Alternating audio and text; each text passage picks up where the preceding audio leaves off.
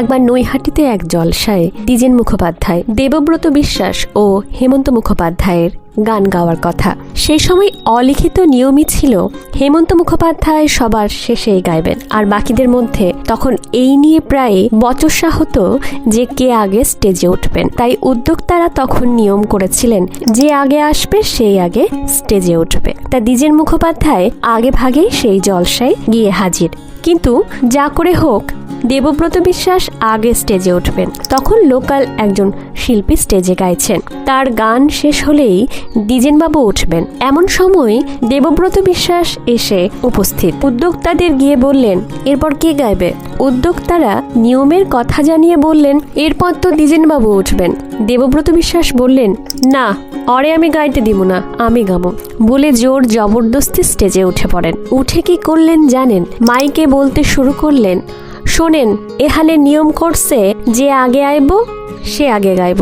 দ্বিজেন মুখার্জি আমার আগেই আইছে, ও এখানে বইয়ে আছে, কিন্তু আমি ওরে উঠতে দিই নাই। কেন দিই নাই জানেন? আপনারা কেউ ক্ষুধিত পাষাণ ছবিখান দেখছেন? তাইতে দ্বিজেন একখানা রবীন্দ্রনাথের গান গাইছে, সেটা এত ভালো গাইছে যে ও যদি এখানে তত ভালো গায় তাহলে আপনারা কেউ আর আমার গান শুনবেন না। তাই ভয়ে আমি ওরে আগে উঠতে দিই নাই। এই যে সদাশয়তা, তা আজ আর কোথায় পাবেন? একবার হেমন্ত মুখোপাধ্যায়কে এক সাংবাদিক প্রশ্ন করেছিলেন, এখন আপনার রেকর্ডই তো সবচেয়ে বেশি বিক্রি হয়।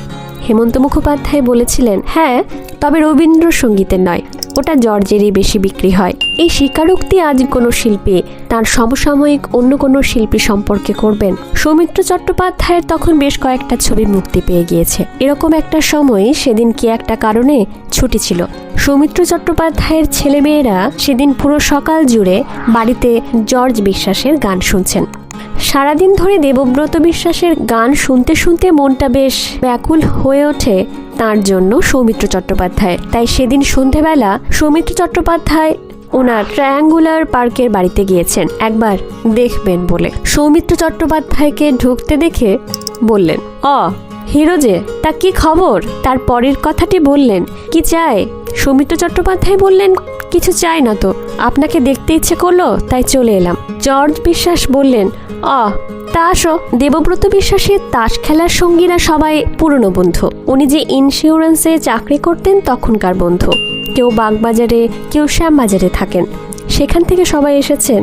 প্রতি সপ্তাহে 1 বা 2 দিন করে তারা আসেন দেবব্রত বিশ্বাসকে সঙ্গ দিতে। সুতরাং তাদের ইগনোর করে হিরোর সঙ্গে তিনি গল্প করতে রাজি নন এবং সেটি প্রথমেই জানিয়ে দিলেন। ভিডিওটি ভালো লাগলে লাইক, শেয়ার, সাবস্ক্রাইব করতে ভুলবেন না। ধন্যবাদ। আমি মন্দিরা।